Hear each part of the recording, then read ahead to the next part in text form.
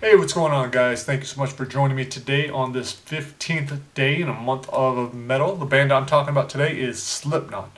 Definitely one of my probably top 5 bands, definitely top 10 bands.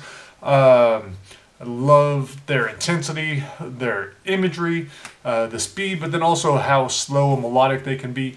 So it's a very cool combination. I've only seen them, I don't know, I've seen them at a bunch of, at the Ozfest, at some big festivals. I don't think I ever saw them in a small venue. If I did, I don't remember. But those shows were always just so intense, lots of good mosh pitting, good times. First album, Slipknot, heard in 1999. The year before, I'd actually had a fight in Des Moines, Iowa, where they're from. And I got to see why they would write this kind of stuff. I couldn't imagine living there. I guess the city itself wasn't that bad. I only was there for a day or two.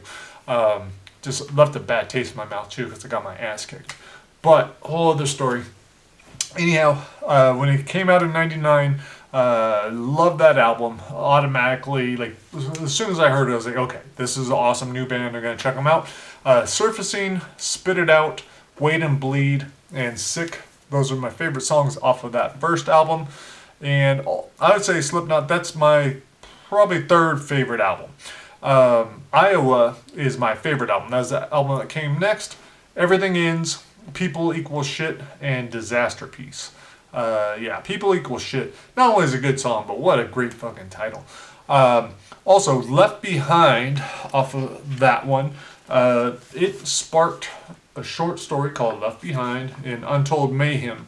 The short story doesn't have anything to do with the song, but hearing that song made me just realize what a cool title that was, and a short story developed.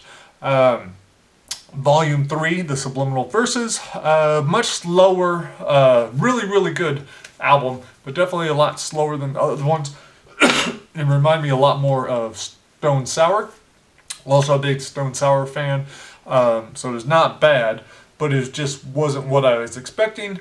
Before I forget, Duality and Vermillion, Vermillion and Part 2 Vermillion. All awesome songs. Those are my favorites off of that. All Hope Is Gone. That's an awesome album. I'd say second favorite album if I got to list them. And that song, that album, is what I use for the epigraph for 25 Perfect Days. We have made the present obsolete. What do you want? What do you need? We'll find a way when all hope is gone. I was listening to that a lot when I created these short stories, and I just thought that was the perfect feel for this. It's dystopian. There's not a whole lot of hope left. So thank you to Slipknot for helping spark that. Top songs on there, All Hope Is Gone, Sulfur, and Snuff. I wasn't a huge fan of Psychosocial. I know that was the most popular song on that album, but that one was just not for me. Maybe because I heard it too much on the radio, not sure. Point 5, The Gray Chapter after that. Custer was my favorite song on that one. The Devil and I, really good song, cool video. The Negative One and AOV. And the last one, We Are Not Your Kind. Nero Forte, Unsainted, Critical Darling, and Red Flag. Another great album. It's hard to say which ones are your favorite. But those were all really good albums. They never had a bad album. So thank you to Slipknot for being such a cool influence.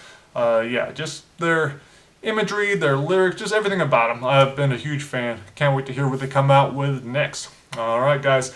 I will talk to you tomorrow. I'm not sure what band I'm talking about. Might be Twisted Sister. Yeah, let's go with that. Twisted Sister tomorrow. Alright, stay metal. Later.